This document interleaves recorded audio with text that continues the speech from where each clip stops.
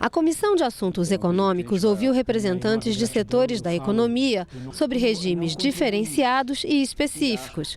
A reforma prevê a substituição de 5 tributos por 3. O IBS, Imposto sobre Bens e Serviços, a CBS, Contribuição sobre Bens e Serviços, e o Imposto Seletivo.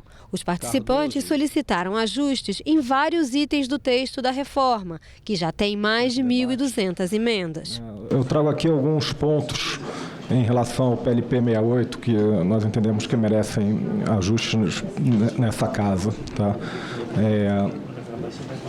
O primeiro ponto refere-se à incidência do IBS-CBS sobre as receitas financeiras, o entendimento que esse imposto, IBS-CBS, ele é um tributo, na verdade, sobre a venda de bens e prestação de serviços, e receita financeira não se inclui nenhuma dessas categorias. Tá? E também um ajuste para o seguro resgatável, que é um tipo de seguro onde o cliente, se ele desejar, ao longo da vigência desse contrato, parar de pagar o prêmio, ele resgata a parte da provisão constituída, e isso não é receita da seguradora, então também tem que estar previsto que isso sai da base de cálculo desses tributos. Um dos assuntos mais debatidos foi sobre a incidência dos novos tributos no setor de combustíveis. A batalha do setor hoje é a antecipação, diria, da reforma tributária, a gente chama de antecipação, mas seria no ICMS, né, para o etanol hidratado.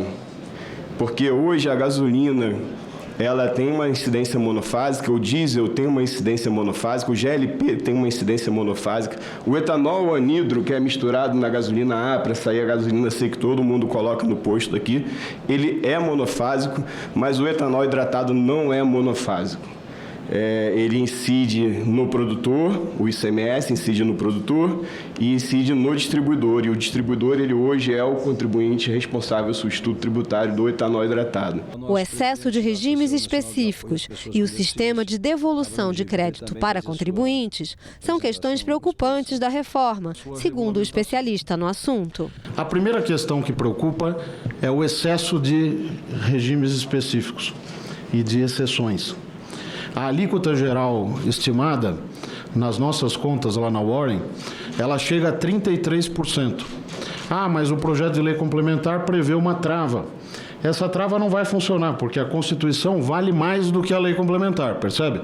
E o princípio que está garantido na Constituição é que a arrecadação dos entes nunca poderá ser menor do que aquela calculada num cenário de referência. Sabe-se Deus o que é o cenário de referência.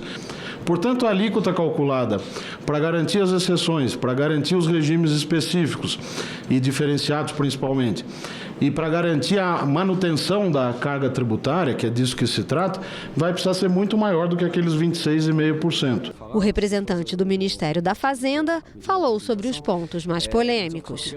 Regime diferencial, regime específico, eles foram considerados assim porque eles têm características próprias operacionais, né? Então, combustíveis como não fazia, devido ao ramo. Então, são peculiaridades que tiveram que ser inseridas na reforma, dado as especificidades do setor. Claro que o ideal é sempre não como uma atividade ampla, né?